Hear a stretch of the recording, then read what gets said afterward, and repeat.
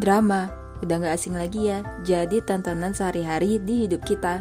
Mulai dari drama negara si panda, drama favorit tanah air, atau bahkan drama Korea yang banyak opa-opa gantengnya.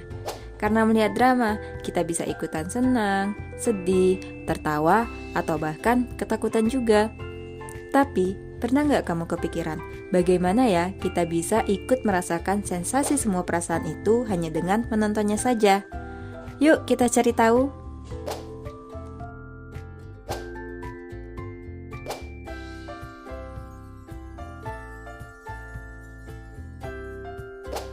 Setiap aktivitas yang dilakukan oleh tubuh kita ada sistem yang mengaturnya, namanya sistem koordinasi.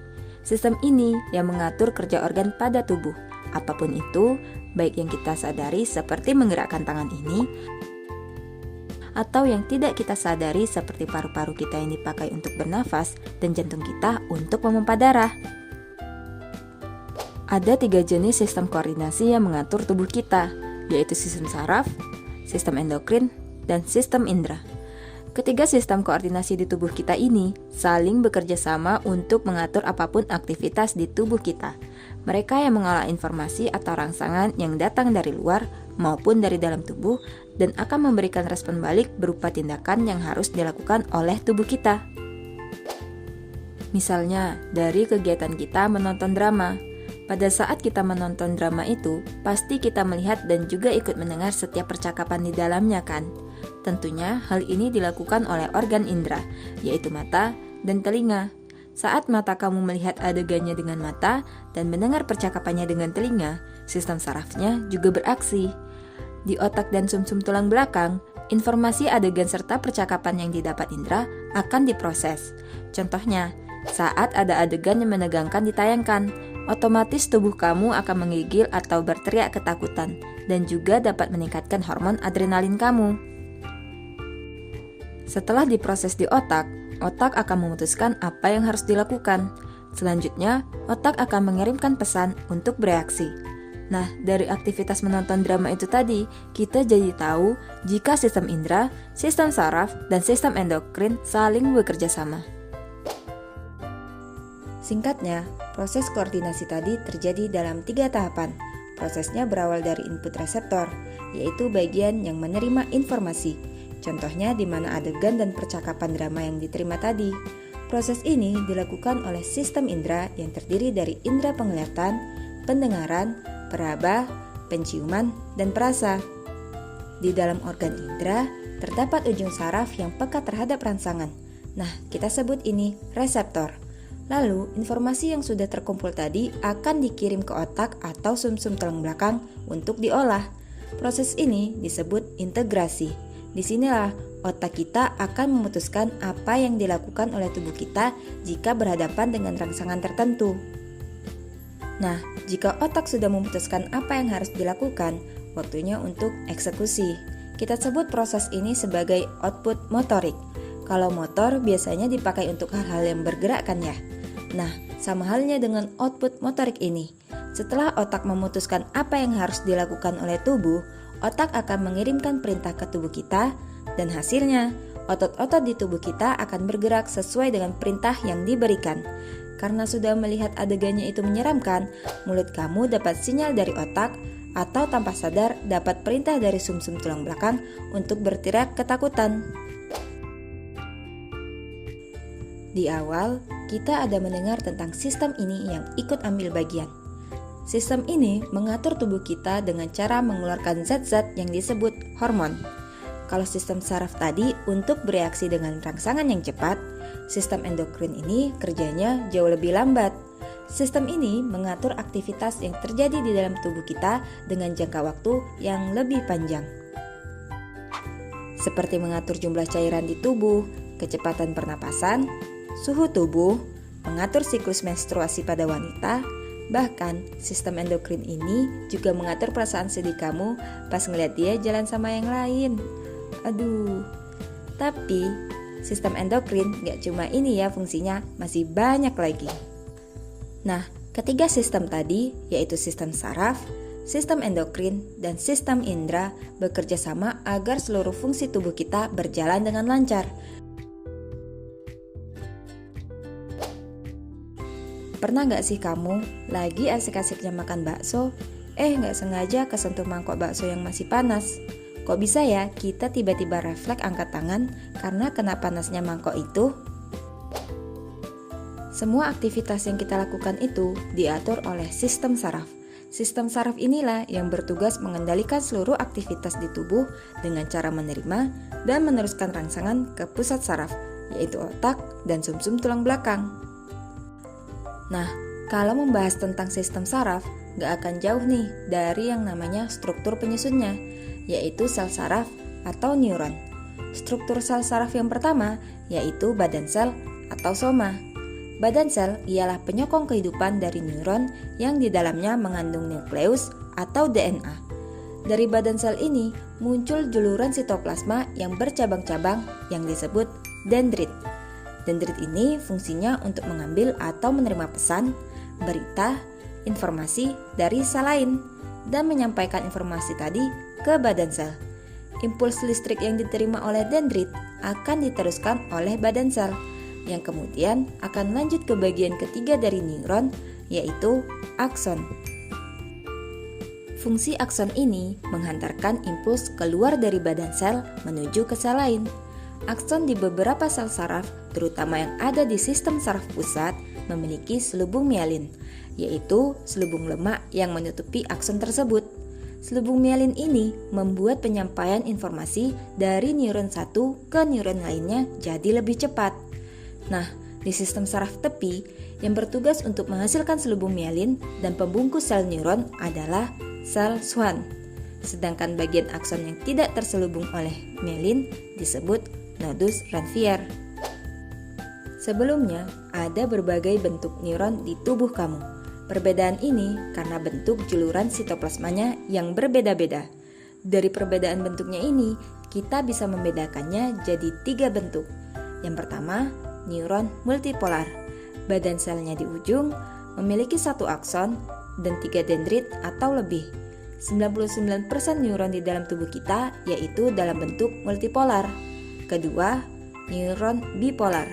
Kalau neuron ini juluran sitoplasmanya yang ada 2, 1 akson dan 1 dendrit yang arahnya berlawanan. Bentuk sel neuron ini memang jarang ditemui, cuma ada di beberapa organ khusus seperti retina mata. Selanjutnya ada unipolar. Dia cuma ada 1 juluran dari badan selnya, kebanyakan ditemukan di organ sensorik kamu. Berdasarkan perbedaan fungsinya, neuron dibagi menjadi 3 tipe. Sensorik, yang menerima rangsangan impuls dan mengirimkan rangsangan tersebut ke saraf pusat. Kebanyakan bentuknya unipolar. Lalu ada neuron motorik, yang mengirimkan impuls listrik dari saraf pusat ke organ atau kelenjar tujuan, umumnya multipolar. Terakhir, ada neuron interneuron yang ada di sistem saraf pusat kamu. Tugasnya ada 2, yaitu menjadi penghubung antar neuron sensorik dan motorik, lalu menghubungkan satu bagian otak ke bagian otak lainnya. Neuron ini yang paling banyak di tubuh kita dan sebagian besarnya multipolar. Tapi sebenarnya sel di sistem saraf nggak cuma neuron. Ada sekumpulan sel lain yang mengelilingi dan melindungi sel lain, yaitu neuroglia atau sel glia. Neuroglia ini merupakan penunjang susunan saraf pusat yang berfungsi sebagai jaringan ikat. Neuroglia ini terdiri dari beberapa jenis sel, yaitu astrosit yang berbentuk seperti bintang dan berfungsi sebagai penyatu neuron, oligodendrosit yang berbentuk seperti astrosit namun dengan badan sel lebih kecil dan berfungsi membentuk selubung mielin, mikroglia yang bersifat fagosit, dan sel ependima berupa sel epitelium yang melapisi cerebral dan medula spinalis. Nah, jadi timbul pertanyaan nih, bagaimana ya sinyal-sinyal listrik itu bisa bergerak di neuron kita dan bagaimana dia bisa berpindah dari satu neuron ke neuron lainnya? Pernah mendengar kata ini? Kamu penasaran gak sih apa sebenarnya yang dimaksud dengan impuls? Impuls atau yang biasa disebut rangsangan adalah pesan yang diterima oleh reseptor atau neuron sensorik dalam bentuk aliran listrik. Rangsangan atau impuls yang diterima oleh neuron sensorik dihantarkan melalui serabut saraf dan sinapsis. Yuk kita kepoin bagaimana mekanismenya. Mekanisme pengantaran impuls melalui serabut saraf terjadi di mana impuls saraf melewati membran sel saraf sebagai suatu potensial aksi atau sinyal-sinyal listrik. Potensial aksi adalah impuls listrik yang mengalir ke seluruh tubuh dan digunakan oleh sistem saraf untuk berkomunikasi dengan organ-organ di tubuh. Lalu, bagaimana ya sel saraf dapat menghasilkan potensial aksi dan bagaimana pula potensial aksi dapat merambat di setiap sel saraf? Biar lebih nyambung, kita bahas dulu ya sedikit mengenai listrik. Kamu pasti pernah melihat kan baterai seperti ini? Ada kutub positif dan kutub negatifnya. Waktu kedua kutub baterai ini disambungkan ke alat elektronik, apa yang akan terjadi? Listriknya akan mengalirkan, lalu bisa berguna untuk menyalakan lampu, senter, remote, dan lainnya. Nah, sinyal listrik yang mengalir di sistem saraf tubuh kita memiliki prinsip yang sama juga dengan aliran listrik pada baterai ini. Ini terjadi karena muatan yang berbeda akan saling tarik-menarik dan menghasilkan energi. Tapi, kita nggak secara terus-menerus juga kan ingin menyalakan lampunya. Jadi, kedua muatan itu harus dipisah. Kalau di rangkaian listrik, biasanya menggunakan saklar atau dengan memutus rangkaian. Nah, dalam keadaan terputus ini, baterai memiliki potensial untuk menghasilkan energi. Jadi, yang harus diingat, semakin besar perbedaan antara muatan positif dan muatan negatif, maka akan semakin besar juga potensialnya untuk menghasilkan energi. Nah, di tubuh kita juga seperti itu. Khususnya di neuron sistem saraf, saklar listriknya itu terletak di membran sel. Biasanya bagian luarnya bermuatan positif dan bagian dalamnya bermuatan lebih negatif. Perbedaan muatan antar sel dan lingkungannya kita sebut potensial membran. Perbedaan muatan pada sel terjadi karena jumlah ion di dalam dan di luar selnya tidak seimbang. Ion yang dimaksud adalah ion kalium dan ion natrium. Ion kalium adalah ion positif utama yang ada di dalam sel. Kalau ion natrium, ion positif yang ada di luar sel. Kenapa sama-sama positif tapi muatan di dalam sel malah negatif? Karena ion kalsium di dalam sel berikatan dengan protein bermuatan negatif yang lebih besar. Sementara jumlah ion natrium di luar sel jauh lebih banyak. Yaitu dia yang menyebabkan ion di dalam membran sel lebih negatif. Nah, besar potensial membran ini dijaga dengan mengatur konsentrasi ion-ion yang ada di dalam sel lewat buka tutupnya saluran-saluran ion di dalam membran sel. Ini adalah tugas dari pompa natrium kalium. Sedangkan perbedaan kondisi saat di luar sel lebih positif dan di dalam sel lebih negatif disebut polarisasi. Kondisi ini terjadi saat neuron sedang dalam keadaan istirahat. Nah, kalau ini baru potensial membrannya saja dan belum ada energi yang dihasilkan. Maka dari itu, membran sel harus diberikan rangsangan atau impuls. Jadi, ketika datang impuls yang cukup besar, potensial membran di neuron jadi terbalik. Di sini, saluran natrium akan terbuka dan saluran kalium akan tertutup. Jadi, ion natrium akan banyak masuk ke dalam sel. Hal ini akan memicu reaksi berantai di sepanjang akson kita. Impuls listrik yang terbentuk di satu bagian neuron akan cukup kuat untuk merubah tegangan di sekitarnya. Akibatnya, depolarisasi akan menjalar di sepanjang akson. Nah, bagian akson yang tadinya sudah depolarisasi akan kembali lagi ke keadaan semula. Kita sebut ini sebagai repolarisasi. Di sini, saluran natrium akan tertutup dan sebaliknya, saluran kalium akan terbuka. Jadi, ion kalium akan banyak keluar dari sel. Dan ini yang akan mengembalikan potensial membran ke keadaan semula atau fase polarisasi. Pergerakan ion-ion menjadi kunci terjadinya potensial aksi yang digunakan untuk mengirimkan sinyal listrik dari satu neuron ke neuron lainnya. Semua itu diawali dengan adanya rangsangan atau impuls.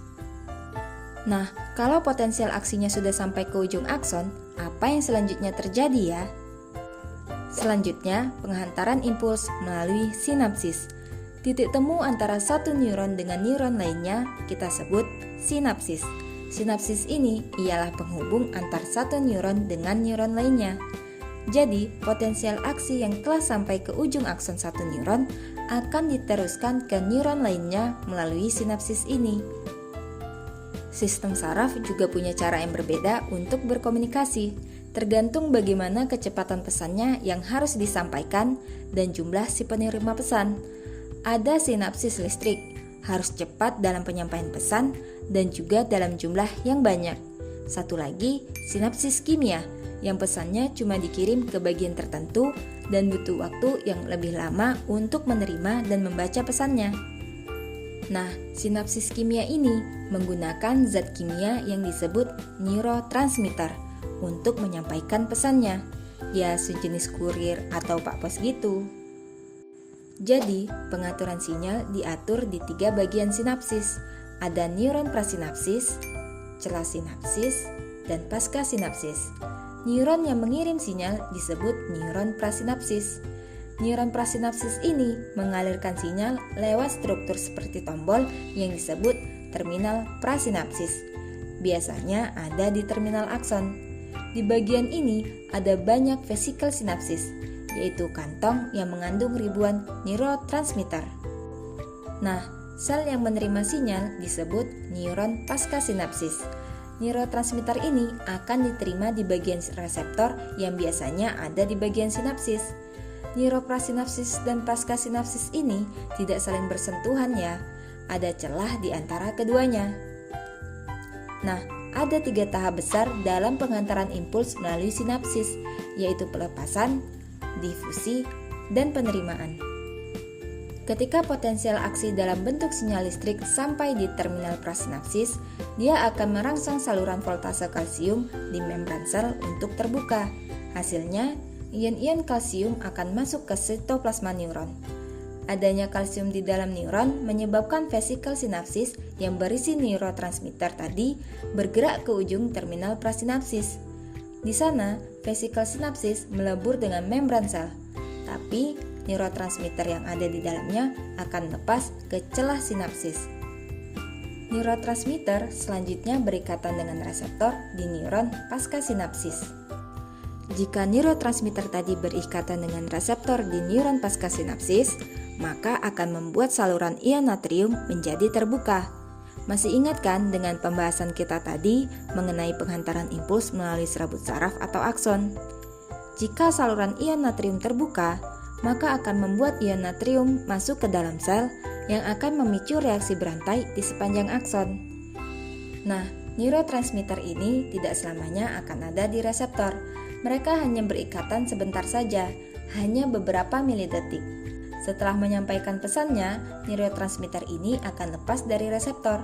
Ada yang akan kembali ke neuron prasinapsis atau bahasa kerennya reabsorpsi, ada yang akan dihancurkan oleh enzim di celah sinapsis, atau bahkan ada juga yang difusi keluar dari sinapsis. Hal ini yang akan terus berulang jika ada impuls atau rangsangan yang datang. Yuk kita lihat dulu susunan sistem saraf melalui diagram ini. Dari diagram ini terlihat bahwa susunan sistem saraf terbagi menjadi 2, yaitu sistem saraf pusat dan sistem saraf tepi. Sistem saraf pusat terdiri dari otak dan sumsum tulang belakang. Tugasnya sebagai pusat pengendali utama yang memutuskan misalnya kamu mau gerakin tanganmu kemana pas kena mangkok bakso yang panas tadi.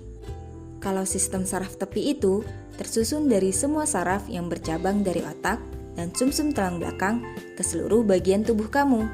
Dia yang memungkinkan sistem saraf pusat untuk berkomunikasi dengan bagian-bagian tubuh kamu.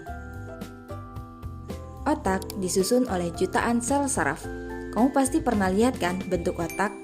Di buku, di film, di abang jualan. Itu otak-otak. Permukaan otak manusia itu bentuknya berlipat-lipat. Struktur yang berlipat-lipat ini membuat permukaan otak kita menjadi lebih luas Jadi otak kita bisa menyimpan lebih banyak neuron daripada otak tarsius dari kebanyakan otak hewan. Secara umum, otak terdiri dari 3 bagian, yaitu otak depan, otak tengah, dan otak belakang. Nah, otak bagian depan disusun oleh cerebrum. Cerebrum ini bagian yang paling besar di otak dan sering disebut otak besar. Cerebrum ini menentukan dasar-dasar kecerdasan manusia. Dia jadi pusat integrasi yang paling rumit dan pusat kontrol semua ingatan kamu. Cerebrum ini yang paling aktif saat kamu belajar, berbicara, dan yang mengontrol emosi kamu juga. Singkatnya sih, bagian ini yang merumuskan semua kegiatan yang kompleks. Seperti sekarang ini, waktu kamu lagi belajar, cerebrum ini yang menentukan informasi apa saja yang penting yang harus kamu ingat. Nah, cerebrum terdiri dari 2 belahan, hemisfer kiri dan hemisfer kanan. Kedua hemisfer ini punya peranan penting dalam proses belajar kita. Hemisfer kanan punya kemampuan untuk memecahkan masalah visual spasial, sedangkan hemisfer kiri punya cara kerja yang lebih rasional dan analitis. Selain cerebrum, ada talamus dan hipotalamus di otak bagian depan. Talamus adalah bagian otak yang jadi penerima informasi sensorik dari organ indera dan diteruskan ke otak besar. Dari otak besar itu, informasi hasil terjemahan akan masuk ke talamus dulu sebelum keluar dari otak untuk disampaikan ke organ target. Hipotalamus ini adalah bagian otak yang jadi pusat pengaturan homeostatis atau pengaturan lingkungan di dalam tubuh kita. Contohnya seperti mengatur suhu tubuh kamu. Dari otak depan, kita lanjut ke otak bagian tengah. Coba deh perhatikan otak bagian tengah ini. Kalau bahasa kerennya sih mesencephalon.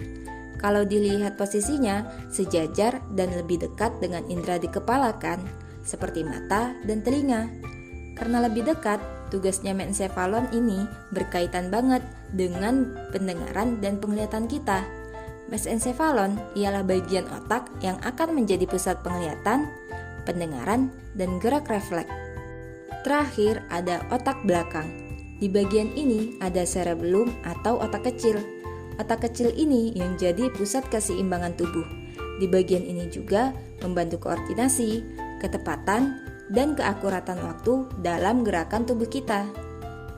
Sumsum tulang belakang juga jadi pusat pengontrol tubuh kita. Sumsum ini terhubung dengan otak. Bagian pangkalnya disebut sumsum lanjutan atau medula oblongata dan lanjut memanjang di dalam sumsum tulang belakang yang disebut medula spinalis.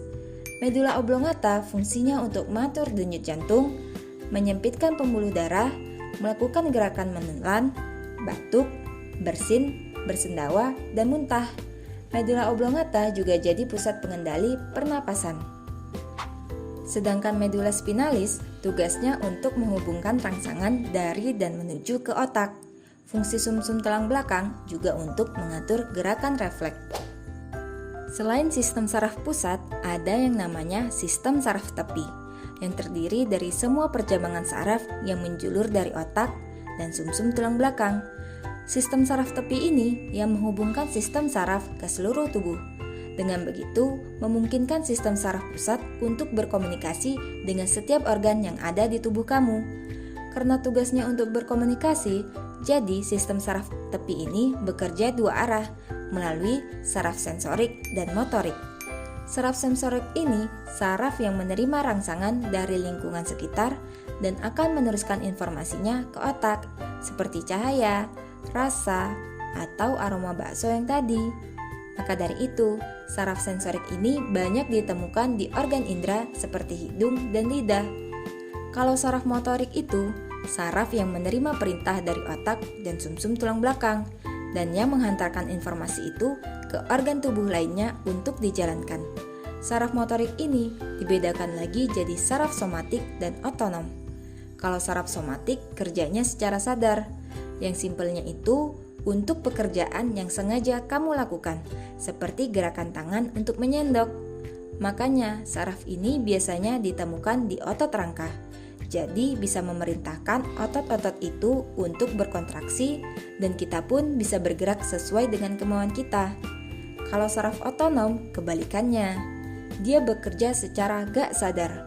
Saraf ini yang mengontrol kontraksi paru-paru kamu agar bisa bernafas setiap saat dan mengontrol sistem pencernaan agar mencerna setiap makanan yang masuk. Makanya saraf ini banyaknya di otot polos. Saraf otonom ini terbagi jadi dua, simpatis dan parasimpatis. Saraf parasimpatis berfungsi untuk mengendalikan organ-organ tubuh kita pada saat tubuh kita berada dalam fase istirahat. Kemudian saraf simpatis yang mengendalikan tubuh kita saat tubuh kita dalam keadaan bahaya. Kamu pasti udah paham kan dengan gerakan ini? Gerakan yang terjadi tanpa kita sadari. Biasanya gerakannya cepat, karena gerakan ini adalah respon tubuh terhadap bahaya, seperti terkena panasnya mangkok bakso, atau juga otomatis bersin waktu kehirup bubuk cabai, atau kalau kepegang duri batang mawar. Maka dari itu, tubuh kita butuh jaluran penyampaian informasi yang lebih pendek. Jadi, sewaktu tubuh kita melakukan gerakan refleks, sinyal-sinyal rangsangannya seperti panasnya mangkok langsung diproses oleh sumsum tulang belakang. Impuls sensorik dari reseptor akan diteruskan ke sumsum tulang belakang. Hasil terjemahan di sumsum tulang belakang dikirimkan ke tangan, yang membuat otot tangan akan langsung bergerak menjauh dari mangkok. Urutan proses terjadinya gerak refleks dapat dilihat pada skema berikut.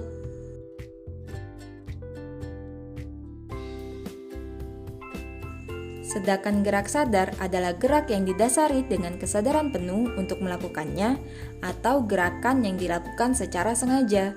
Urutan proses terjadinya gerak sadar dapat dilihat pada skema berikut.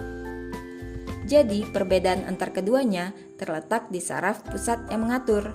Untuk gerak refleks di sumsum tulang belakang, sementara gerak sadar berpusat di otak.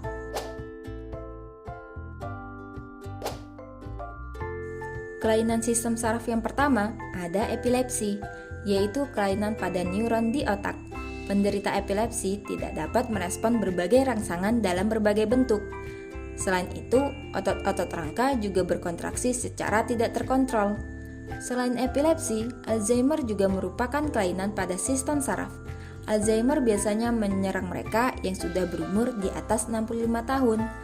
Gejala penderita Alzheimer antara lain berkurangnya kemampuan dalam mengingat. Kelainan selanjutnya yaitu meningitis atau peradangan meninges. Penyebab meningitis bisa dari virus, bakteri, ataupun jamur yang menyebar masuk ke dalam darah dan berpindah ke dalam cairan otak. Selain ketiga penyakit tadi, migrain juga termasuk dalam gangguan sistem saraf. Hayo, siapa yang sering migrain? Migrain disebabkan oleh kurangnya suplai oksigen pada salah satu bagian otak. Nah, gangguan sistem saraf yang terakhir ialah amnesia. Pasti kamu familiar kan dengan istilah ini? Iya, amnesia ialah ketidakmampuan mengingat hal-hal yang telah terjadi yang disebabkan oleh adanya cedera pada otak. Amnesia sendiri ada yang bersifat permanen dan ada pula yang bersifat sementara.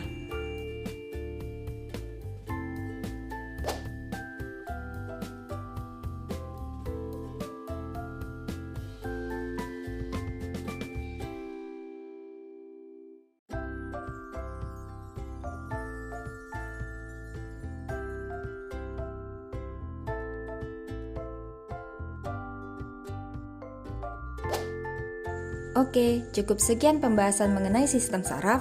Semoga bermanfaat dan sampai jumpa.